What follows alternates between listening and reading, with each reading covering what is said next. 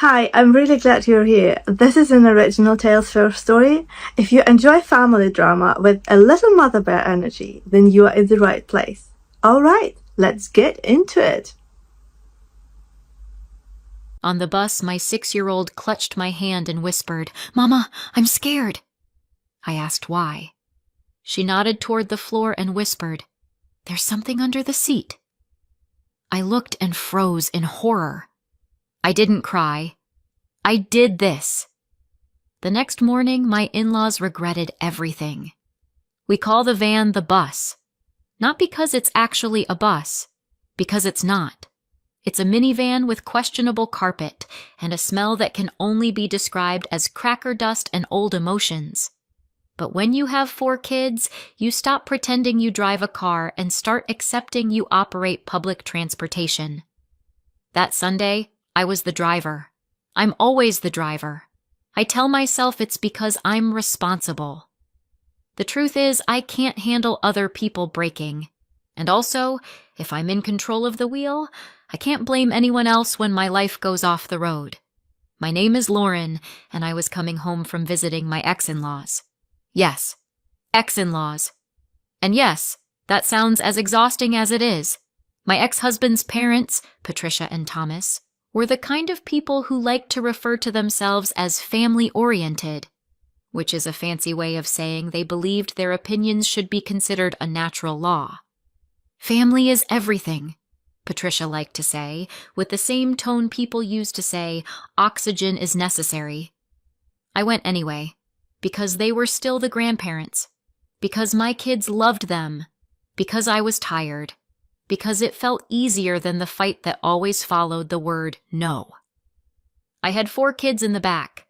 Lucy, my oldest daughter, 12 going on 42, Noah, 10 and constantly negotiating like he was paid commission, Ethan, 8, sweet until he wasn't, and Ivy, my youngest, 6, tiny and soft and still young enough to think adults knew what they were doing. We were an hour into the drive home when the pressure started building behind my eyes. Not from the kids. Shockingly, they were quiet. Half asleep, half fighting in slow motion over an invisible boundary line. No, the pressure was from the whole trip. The forced smiles, the comments that weren't comments, the way Patricia watched me like she was waiting for me to slip and prove whatever theory she'd been collecting about me since before I even had wrinkles. I told myself, it's fine. You survived. You're leaving. Just get home. We made it across the state line. I did not celebrate. I just exhaled through my nose like I had been holding my breath since marriage. And then, because the universe loves timing, we hit the bathroom emergency. "Mom," Ethan said, polite and urgent. "I need to pee." Noah immediately panicked. "I also need to pee." Lucy didn't need to pee. Lucy never needed anything. Lucy simply observed. "We should stop now," she said, as if she was the family manager and I was an underperforming employee. And Ivy, who had said nothing for most of the drive, whispered, "I don't like this." "What?" I asked. She shrugged. "I just don't." "Great. Love that for us."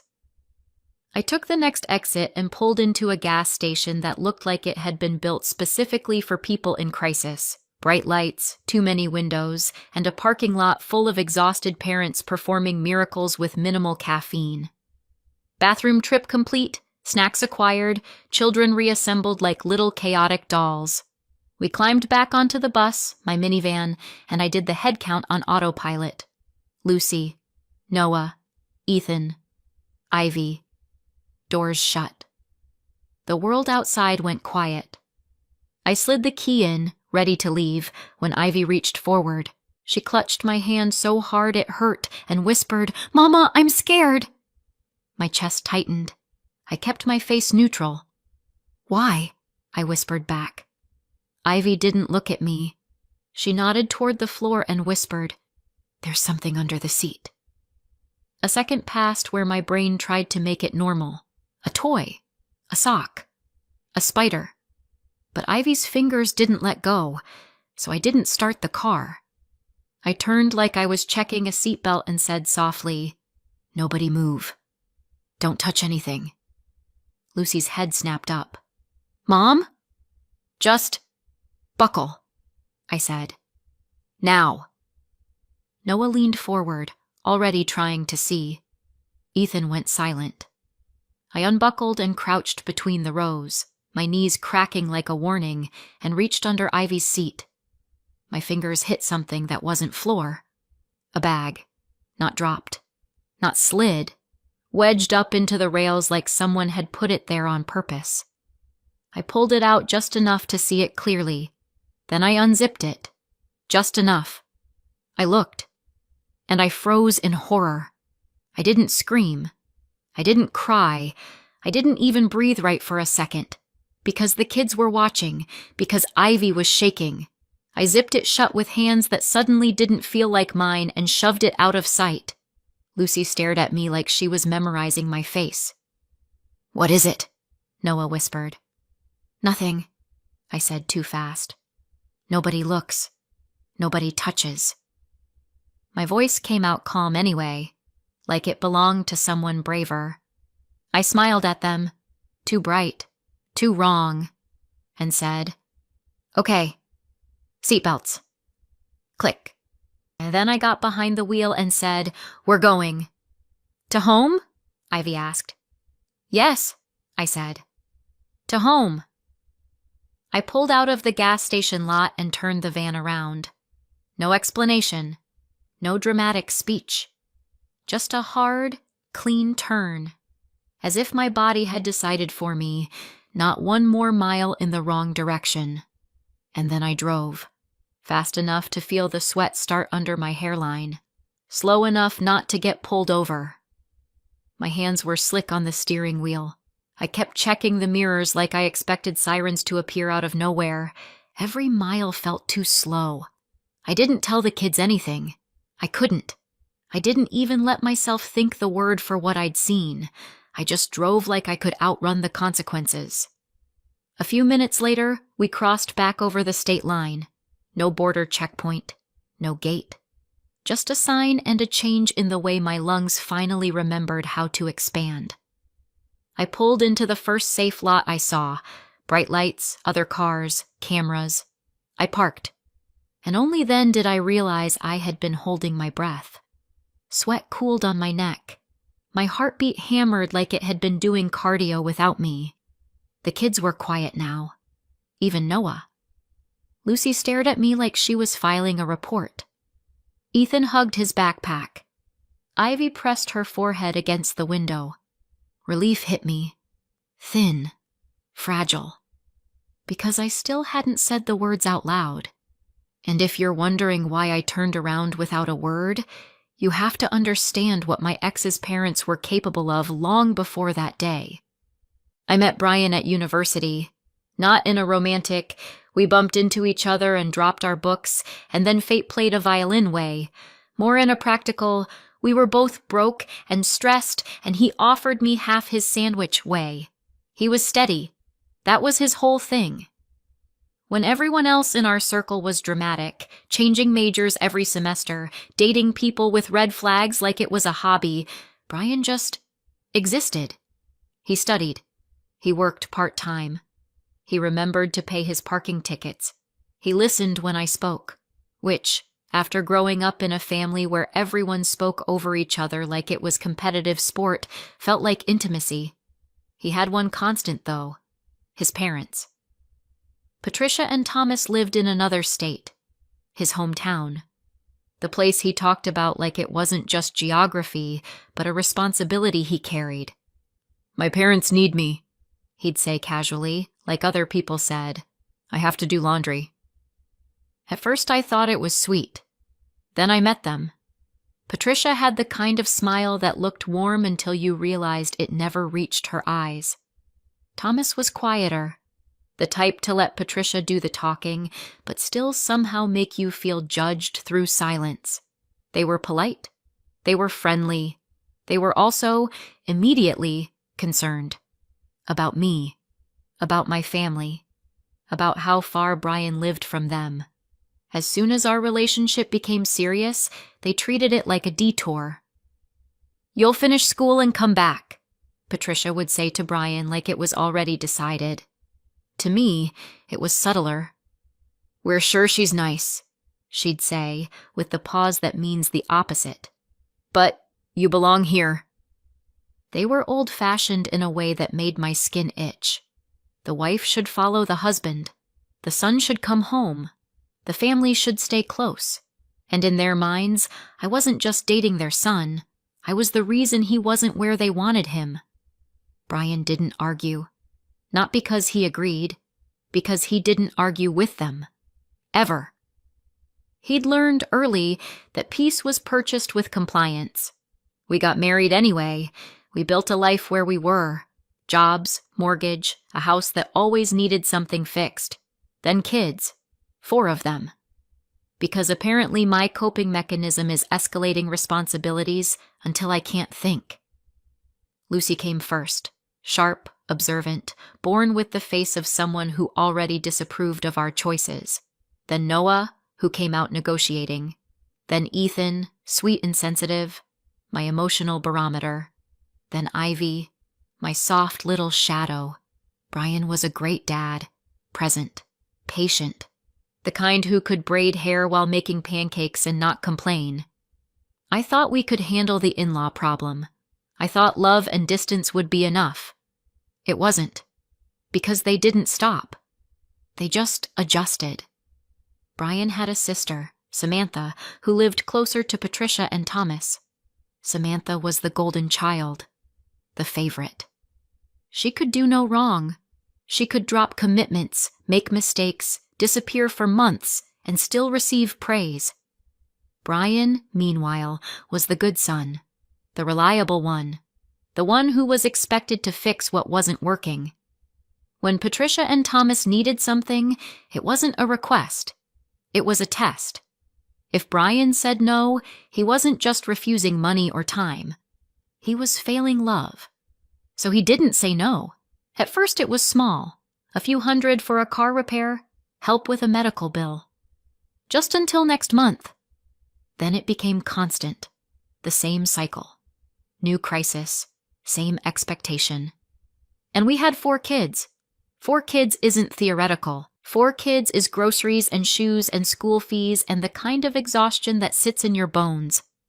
I pushed back, not angrily, not dramatically, just practically. "We can't," I'd say. "Not like this."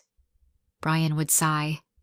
"They're my parents," he'd say, and the guilt in his voice would make me feel like I was asking him to abandon an orphan. It wasn't just the money. It was the way their needs always mattered more than ours. Our family felt like something Brian maintained in between servicing theirs. Then the infidelity campaign began.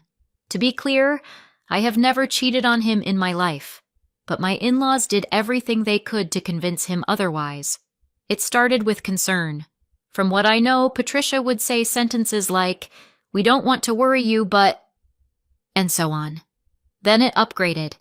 They would claim that someone saw me, a friend from church who lived near us, a cousin who supposedly recognized my car. It was always just concrete enough to stick, and just vague enough to be impossible to disprove. At first, Brian brushed it off. Then he heard it again, and again, and again. And slowly, he changed. At first, it was little jokes that didn't feel like jokes. "Who was that texting you?" he'd say, smiling too casually. "Where were you?" he'd ask, as if I hadn't already told him. Then came the refrain. "My mom said," my dad said. Every suspicion came with their fingerprints on it. I wasn't fighting with my husband. I was fighting with a committee. And eventually, it broke something in me. The breaking point wasn't a screaming match. It was worse. It was a quiet moment where Brian looked at me, really looked at me, like he didn't know me, like I was a stranger in my own kitchen. "If you'd just be honest," he said. I remember standing there with a dish towel in my hands, the kids in the other room, and feeling something cold settle in my chest. "I am honest," I said. And he didn't say, "I believe you."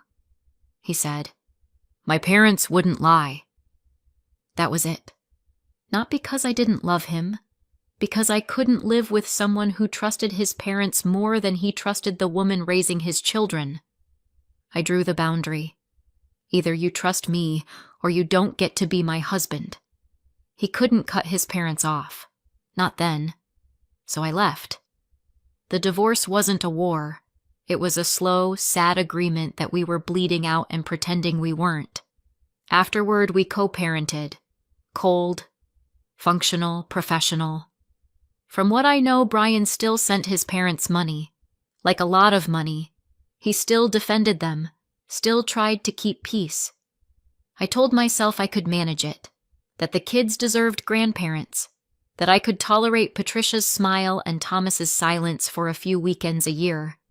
So I kept it controlled, until the day I found that bag under Ivy's seat. Back in the driver's seat, sweat cooling on my neck, I stared out at the parking lot and thought, they've tried to ruin me before. They just never went this far. I stayed parked for exactly as long as it took to get my hands to stop shaking, which is to say, not long at all, because I'm a mother of 4 and my body has learned to function through panic like it's another household chore. I didn't tell the kids the truth. Not yet. I told them we had to turn around because I forgot something. Lucy didn't buy it, obviously. Noah tried to. Ethan looked worried. Ivy stared at her shoes like she was carrying guilt in her backpack. "Are we in trouble?" she whispered. "No," I said. "You did the right thing." I waited until Noah and Ethan were busy unwrapping snacks like it was a competitive sport, and Lucy was staring out the window like she was refusing to be part of this family. Then I leaned back toward Ivy, low enough that only she could hear me. "How did you know it was there?" I asked. Her shoulders rose like she was bracing for a hit. "I saw Grandma," she whispered. My grip tightened on the steering wheel. "She put it under my seat," Ivy said, eyes still fixed on her shoes. "She said it was a secret." A pause. Then, even quieter. "Grandpa said the police would take us." Something cold settled behind my ribs. I nodded like I was calm. Like this was information you could just casually absorb and continue existing. "Okay," I said softly. "Thank you for telling me." Then I drove to the nearest police station on the safe side of the line. I didn't even let myself think about how insane that sentence would have sounded to me a week ago. "Hi, officer. I found something horrifying under my child's seat, and I'm trying not to collapse." At the station, I kept my voice flat, controlled. Because I've learned that when you're a woman in the middle of custody life, the moment you sound emotional, people start translating your fear into instability. I told the desk officer the simplest version. "My name is Lauren. I found an unknown package in my vehicle while traveling with my children." I didn't say the word. Not yet. I explained that I'd just left a visit with my ex-husband's parents and that my 6-year-old, my youngest, told me she'd seen her grandmother put something under her seat and told her not to tell me. I said, "I don't know why it was there. It isn't mine." I gave them the tote. Still zipped most of the way because I wasn't about to start rummaging like I was sorting laundry. The officer asked a few questions. "Where were you traveling from? When did you notice it? Did you touch anything inside?" "No. No. No." And then he asked, carefully, "Do you know what it is?" I stared at his badge like it could give me courage, and then I said it. "THC edibles," I whispered, like saying it louder would summon a demon. Not loose weed, not some huge cartoon bag that would smell like a concert. Sealed packaging, branded. The kind of thing that's perfectly legal to buy in Colorado, where Patricia and Thomas live, and very much not legal back home in Wyoming. That's when it clicked in the most nauseating way. This wasn't an oops. This wasn't a misunderstanding. This was a setup. They knew exactly where I was driving. They knew I'd crossed that line with my kids in the car. And if those edibles had still been under Ivy's seat when I got stopped, if I got stopped, it wouldn't have mattered that I didn't buy them, didn't want them, didn't even know they were there. It would have been in my vehicle, with my children. I still didn't know what their endgame was. Whether they planned to call it in, whether they were counting on a random stop, whether they just wanted the possibility hanging over my head like a threat. But I knew one thing for sure. They didn't put it there for fun. The officer's face didn't change much, but his eyes sharpened. "Okay," he said, and I could hear the shift in his tone. Not panic, but seriousness. They took my statement. They logged it. They gave me a report number. Paper trail. The most beautiful 2 words in my world. By the time I walked back out, my hands were steadier. Not because I was calm, because I now had something solid, something official, something that wasn't just my word against Patricia's perfect smile. I called my lawyer from the parking lot, gave her the report number, told her everything in clipped sentences. She didn't gasp. She didn't say, "Oh my God." She said, "Do not contact them. Do not respond to them. Document everything. We're filing emergency restrictions." My mouth went dry. "Emergency restrictions?" I repeated. "Yes," she said. "This is an endangerment issue and an interference issue. We're moving." And for the first time since the gas station, I felt something other than fear. I felt anger. Because this wasn't gossip. This wasn't Patricia's passive-aggressive comments. This was a trap with my kids in the back seat. I loaded the kids back into the bus and checked under every seat like I was scanning for landmines. I buckled them too tightly, Noah complained. Ethan asked if we were okay. Lucy watched me quietly like she was storing evidence. I didn't call Brian. Not because I didn't want help, because I didn't trust his reflex. His reflex had always been, defend them. So I drove. Back toward home. Back toward the state where those edibles would have been a very different problem if they were still in my car. The sign flashed past. The scenery shifted. And my chest tightened again. I drove perfectly. Not 1 mile over. Not one weird swerve. I drove like someone was grading me. 15 minutes later, the lights hit my mirror, red and blue. Something in me went cold. I pulled over slowly. The officer approached. Professional. Neutral. "Ma'am," he said. "We received a call with concerns about possible impairment and the safety of the children in the vehicle." Of course. Of course there was a call. I kept my face calm, but my heart was trying to climb out of my throat. "I'm not impaired," I said carefully. He looked at me, looked at the kids, looked at the bus like it was a crime scene. "Do you have anything in the vehicle we should know about?" he asked. And this is where I almost laughed. Not because it was funny, because if I didn't laugh, I might scream. "Officer," I said, "I just made a report across the line about an unknown package I found in my car. It's not in the vehicle now." His eyes flicked. "You made a report?" "Yes," I said. "I have the report number. I can give it to you." That was the moment his tone shifted slightly. Less suspicion, more attention. He asked a few more questions. Where had I been? Who was with me? Were the kids okay? Then he asked, "Do you consent to a search of the vehicle?" And I hesitated, because logically, there was nothing. I had handed it over. But fear isn't logical. Fear said, what if there's more? What if you missed something? What if they hid it better than you thought? I swallowed. "Yes," I said, because refusing felt like something guilty people did, and I was tired of living in a world where guilt is assigned. They searched, quickly, methodically. The kids stared out the window. Lucy's jaw was clenched. Ethan looked like he might cry. Noah whispered, "Are we going to jail?" And I told him quietly, "No." They found nothing. The officer didn't apologize exactly, but he softened. "Drive safe," he said. I drove home shaking, not relieved. Furious. Because now I knew it wasn't just the tote. It was the call. Someone had wanted me stopped on the wrong side. Someone had wanted me searched. The next morning, I called my lawyer again. "I was pulled over," I said. "They said they got a report."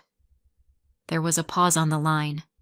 Then my lawyer said very quietly, "Okay, that helps." My skin prickled. "That helps?" I repeated. "It supports intent," she said. "It supports a pattern. We'll document it." I sat on the edge of my bed, phone pressed to my ear, listening to my kids breathe down the hall. They didn't just plant it. They tried to make sure I got caught, and now I was ready for what came next. My lawyer moved fast. I didn't even fully understand everything she filed, and honestly, that was the point. I wasn't trying to become a legal scholar. I was trying to keep my children safe and my sanity intact. She filed for emergency restrictions related to Patricia and Thomas, my ex-in-laws, asking the court to temporarily block their contact with the kids, tighten exchange rules, and strip them from anything that gave them access. School pickup lists, emergency contacts, the invisible little loopholes people ignore until someone drives a truck through them. By mid-afternoon, my phone rang. It was Brian, and he didn't even say hello. "What the hell is this?" he snapped.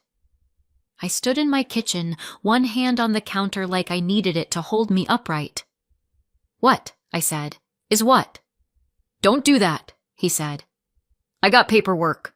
No contact with my parents. Restricted contact. Are you serious, Lauren?" His voice was raw with disbelief. "Brian," I said, keeping my voice steady, "they put something under Ivy's seat." He scoffed. "No." "I filed a police report," I said. "No," he repeated, louder, like volume could change facts. "I got pulled over after I crossed back," I said. "They said they got a call." Silence. Then he exploded. "You always hated them," he said. "You always looked for reasons. They're not perfect, but they're good people. This is insane." I didn't argue. I didn't defend my character. I didn't beg. I just said, "This is real. My attorney is handling it." He cut me off, voice sharp. "You're trying to keep the kids from my family." Then he hung up, mid-sentence. I stared at my phone for a full 10 seconds. One cold thought flickered in. What if he's part of it? Then another, quieter thought followed. That anger sounded too real to be coordinated. I went back to mother mode. Because mother mode doesn't care about your existential dread. It cares about lunches and homework and the fact that Noah had lost his other shoe again, like he was shedding them for sport. One of the kids, Ethan, asked me softly, "Is Grandma mad?" I looked at him and felt my heart crack in a very specific place. "You're safe," I said. "That's all you need to know." That night, after bedtime, I messaged my lawyer. Brian called angry, documenting. Then there was silence. A couple days where nothing happened.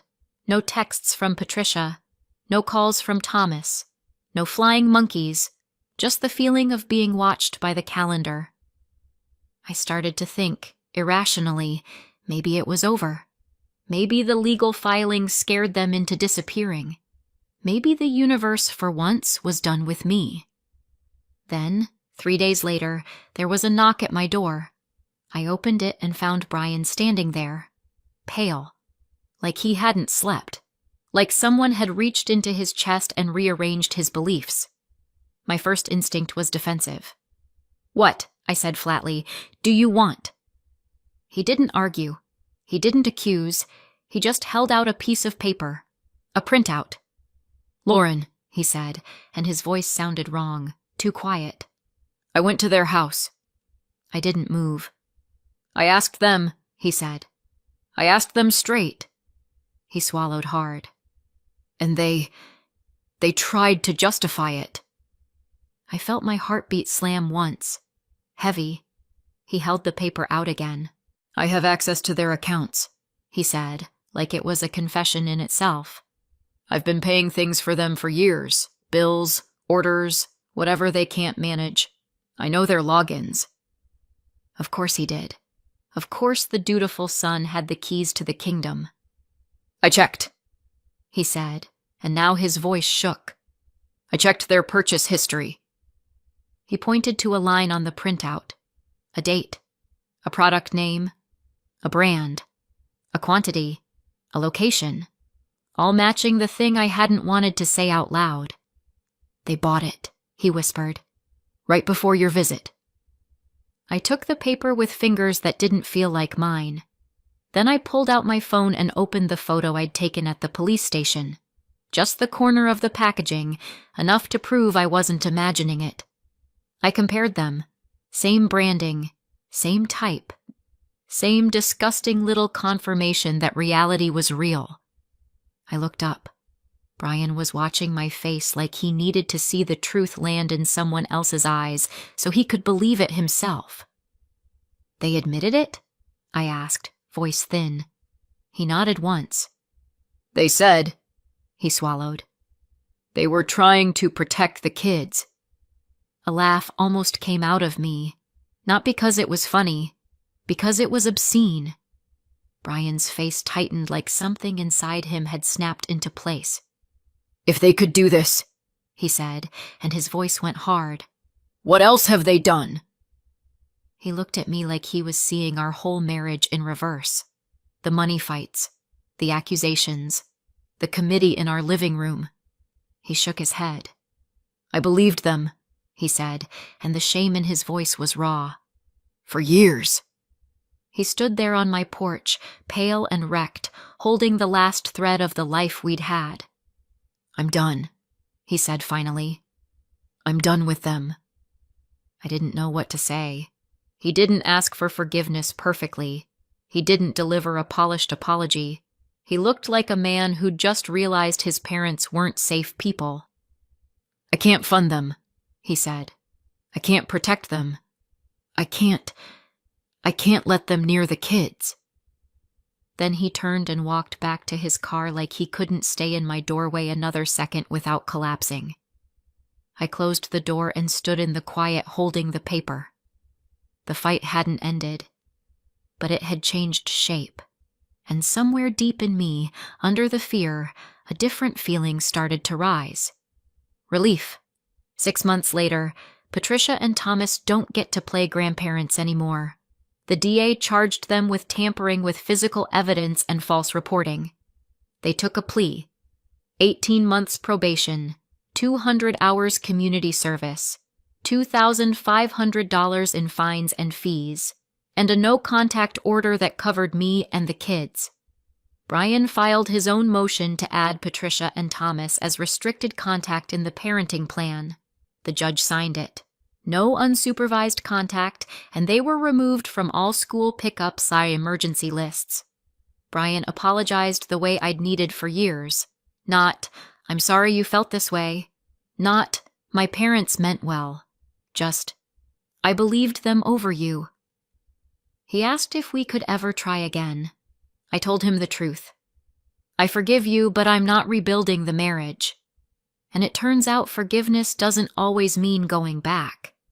Sometimes it means finally being able to stand in the same room without bleeding. We did our oldest's birthday together. Same room, no tension, no fights. The kids noticed. They stopped asking who was mad at who. When Brian cut his parents off financially, they couldn't keep the lifestyle. Patricia and Thomas sold the house and moved into a small rental back in town. We're not together. We're finally allies. So tell me, did I go too far or not far enough? Let me know in the comments. And if you're new here, Subscribe for more.